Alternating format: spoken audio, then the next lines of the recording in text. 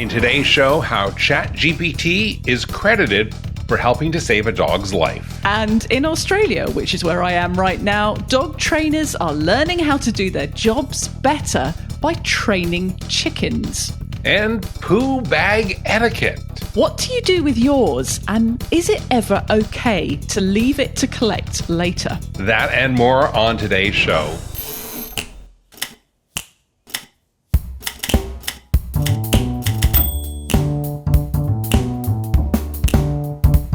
I'm James Jacobson in Maui, Hawaii. And I'm Claire Mansell in Jarvis Bay, Australia. Welcome to Hound Headlines. This show is brought to you by our sponsors, Everpup. Let's first start off in the United States, where a Twitter user tweeted, ChatGPT 4 may have saved my dog's life. Did you see this story, Claire? I did, Jim, and I thought immediately of you because I know you have a bit of a love affair with ChatGPT. Yeah, I do love ChatGPT 4. I think AI in general is pretty amazing. I know there's a lot of potential negative repercussions behind it, but it's pretty powerful. And in this case, there was a dog who was saved by it, at least according to his owner. A dog named Sassy, who's a border collie, has an owner who goes by the Twitter handle Cooper. And Cooper posted this very long, informative thread, and we will have a link to that in today's show notes, that stated that ChatGPT 4 saved my dog's life. What happened is he noticed that his dog had pale gums. He took his dog to the veterinarian. The vet diagnosed it with anemia, but the dog wasn't getting any better. So the vet didn't know what else to do. And so what Cooper did, is he took the results, all the blood work and stuff that he'd gotten from the vet, and put it into ChatGPT 4. And ChatGPT said, I'm not a veterinarian, but based on what you're presenting, I think it could be immune-mediated hemolytic anemia, IMHA. And so he got a second opinion from another veterinarian, and he asked the vet, hey, could this be this thing that ChatGPT identified? And the vet did a bunch of tests, and lo and behold, that was in fact it. I love the fact that ChatGPT in its short existence has gone from being something which high school students use to cheat on their exams to something that's actually useful. And we're kind of learning what it can be used for in a constructive way, rather than kind of being lazy with it and getting it to do things that it's not necessarily good at. I think it has so many exciting applications, and it's free, or if you get the paid version, it's $20 a month, and it can work for you tirelessly. What is interesting in terms of how it can benefit us dog lovers is Cooper had all the medical results and the reports that he was then able to put into ChatGPT. So it's a good idea when you go to the vet and they run all those labs and they give you that. So ask for a printout, or ask for maybe the file that you can then upload, because it can only be more helpful.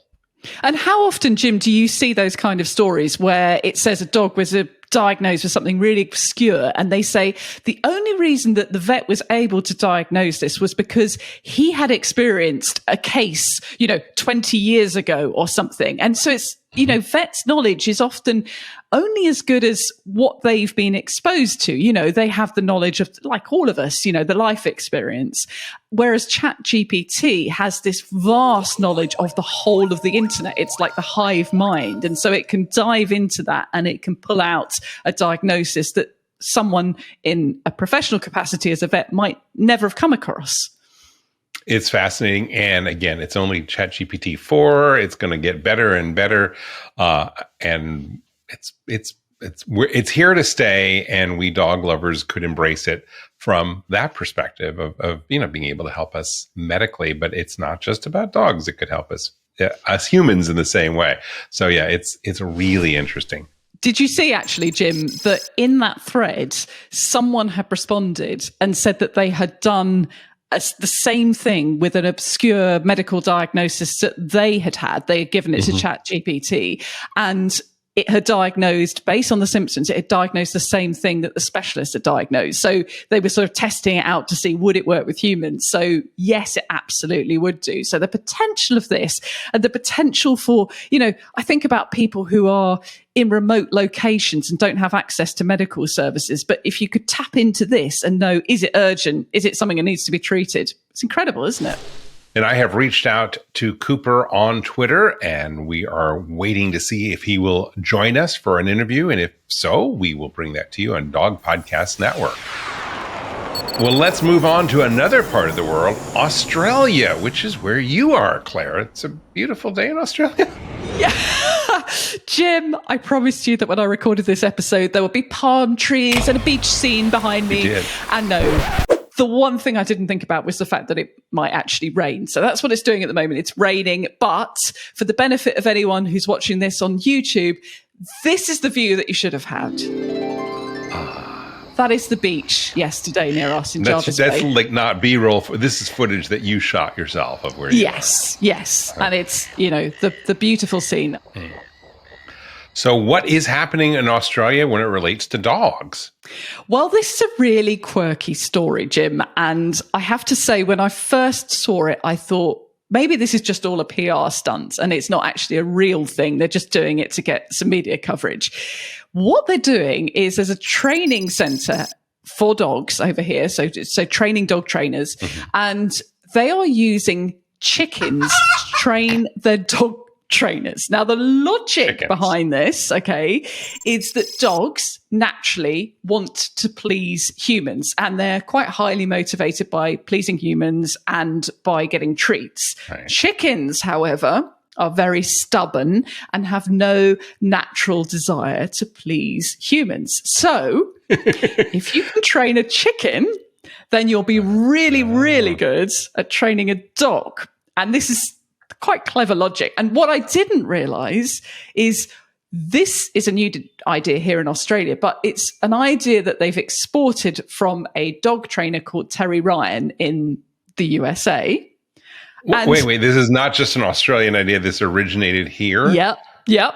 This is 20 years they've been doing it. This is not something that has been invented in the recent internet age in order to go viral. This is a serious thing. It's been going on for 20 years. 2 decades of using chickens as if you can train a chicken, you can train a dog. Wow. Yeah. And what kind of results are they getting? Well, what they do is they train the chickens with clickers, and you have to be really quick because chickens apparently, I don't know if this is like the goldfish 2-second memory thing, but chickens have to be rewarded really quickly. Otherwise they forget why they're getting the clicker, So you have to get the treat. They have bird brains. Yeah, exactly that. So you have to be really quick with them, and they're training them to do things like go through slaloms and go over ramps and follow, specific routes. And of course, the great thing about chickens is because they're that much smaller, you can do the training on like a tabletop, and you can pick them up and put them back at the start of the course really easily. Yeah, exactly. Wow. And then when it's all done, you get food for the dog. No, we won't go there. Oh, don't go there. Don't go there. The vegetarians. Don't write me. Yeah. Well, that's how they do it in Australia, but it's an export from America. Yeah. For our next story, let's head to the UK for a story that you're familiar with, Claire. Yeah, this is not a name that you're going to particularly know, Jim, but I had to give a mention this week to Paul O'Grady. Now, for our UK listeners, they will know Paul O'Grady very well. He is an entertainer. He's a sort of former drag artist because he kind of moved on from the drag artist thing. He's a comedian, and he's also very much a dog lover and an ambassador for rescue dogs. And very sadly, this week, Paul died quite unexpectedly at the age of 67. So there's been a huge outpouring of just affection for him because he was a real national treasure. He kind of came into our consciousness as this incredible sort of outrageous drag artist called Lily Savage. And from that, he progressed to being much more of a family entertainer on TV. And he was an ambassador for Battersea Dogs Home, which is one of the UK's oldest and best known dog rescue centres. And from that, he also went on to do a TV show, which was all about rehoming rescue dogs. And he had a real affection for rescue dogs. He had 5 of them himself. So, in fact, he had it written into the contract, apparently, that he could no longer adopt dogs from Battersea Dogs Home because every time he did a series there, he was taking one home because he couldn't resist them. So he has very sadly passed away, but he's somebody who will be remembered with great affection by everybody in the dog community in the UK. We will post a link to learn more about him and an appreciation in today's show notes. From there, let's move on to something not quite as sobering. Poop bag etiquette. And of course, again, we start in England for that, Claire. Yes. And did you see, Jim, the location that this story originated from? This is just brilliant, right? A small town. It's a town that I had never heard of. But it's called Fetcham. It's a dog story, and it's from a town called Fetcham. That's very punny. It's brilliant. So the story is that this town of Fetcham, the local council is trying to come up with a way of getting more dog poo bags to be taken home to be disposed of. It's a problem that is not just unique to that council or to the UK, it happens all over the world. The idea they have come up with, instead of buying another dog bin, which might be logical, they have created these sort of artificial trees. So they're kind of wooden structures with arms. And the idea is that you can rest your dog poo bag on one of these arms while you go off for your walk and then collect it at the end of the walk and take it home with you. And so this has prompted a lot of questions, not least of all, why you're not just putting another dog poo bag bin in there instead of making people take them home. But it's that whole question of dog poo bag etiquette. Is it okay, Jim, to leave your bag knowing that you're going to come back for it later, for instance? Because you just don't want to carry it around. Well, when I walk on the beach in the morning, of course, my dog may, make a deposit and I pick it up dutifully, pun intended. And, but I don't necessarily want to walk the entire length of the beach carrying a poop bag. So where I left my sandals, I put this poo bag nicely tied up on top of my sandals. Clearly, I think that I'm sending a signal to anyone that, I'll be back to collect my shoes and my... So hang on, you specifically take your sandals off so that you can leave them as a sort of marker with your dog poo bag? Well, I like to walk barefoot on the sand, yeah. Well, but what happens if the dog does its business after you've taken your sandals off? I mean, would you... I schlep all the way back to the sandals and put it there. I do. I love it. We never, I just don't want to carry the poo bag. And there are no, waste cans on the beach itself. Well, this is interesting. So I have a thing that if I have to leave my poo bag and I'm coming back for it, I very much make sure that it looks, because, if a poo bag's been left and forgotten, it gets sort of flattened by the rain and things, and it's sort of squashed and mowed down. So if I'm leaving one, I kind of get the handles and sort of stretch them up so it's very upright, so it kind of looks like it's been deliberately etiquette. It's been deliberately placed there. Somebody is coming back. Put some firmness into that plastic poo bag. I'll be back. Let people know that I will be back because I'm signaling that. It's sort of like how you fold a napkin and let the waiter know that you're not done with your meal. Okay. So this is, again, poo bag etiquette. And I'm glad to hear that they're figuring out trees and things like that in England. But England isn't the only place where people have dogs that poop. They poop everywhere. We did some more digging, pun intended, and discovered a very fun ordinance in New York City. I'm going to read this to you. This is from the New York City Department of Sanitation about failure to remove canine waste. Each person who owns or controls a dog must remove any feces left by a dog on a sidewalk, gutter, street, or any other. The person may remove the feces and carry it with them away for his or her own disposal in a toilet or their own trash container or trash bag. The feces may also be placed in a non-leaking sealed bag container and deposited in a DSNY, I guess that's the sanitation department, litter waste basket. But the first preference is that you take the poop bag home and use your own toilet to dispose of it or your own trash. I can't help but think of City. visuals on this. And I kind of feel like, yeah, it's the whole turning it out of the poo bag.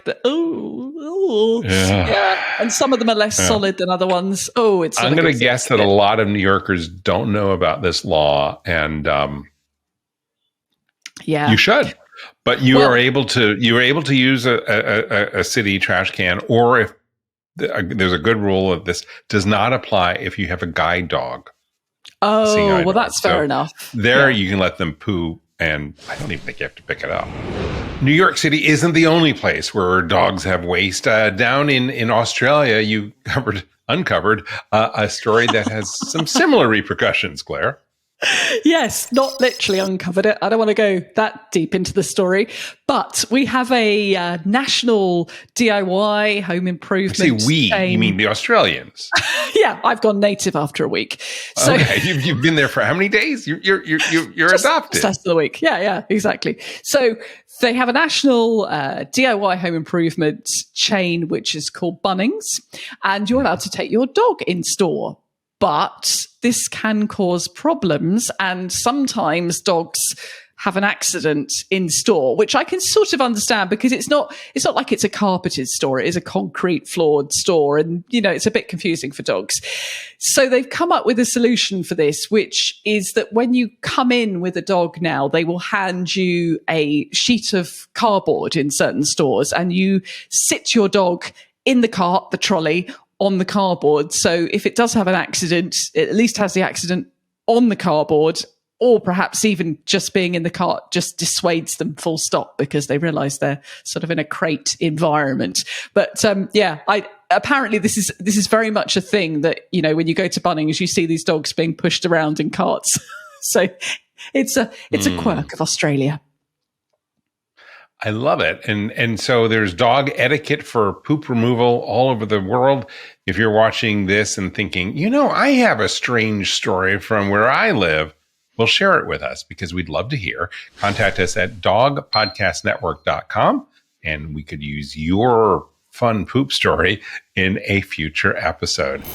Well, that is all the time we have for today's show. I want to encourage you to check out next week's episode of Dog Edition, where we're talking about dogs and wheelchairs for dogs. That's on Dog Edition next week. You can get that wherever you get your podcasts or in this very feed, either as an MP3 or on YouTube.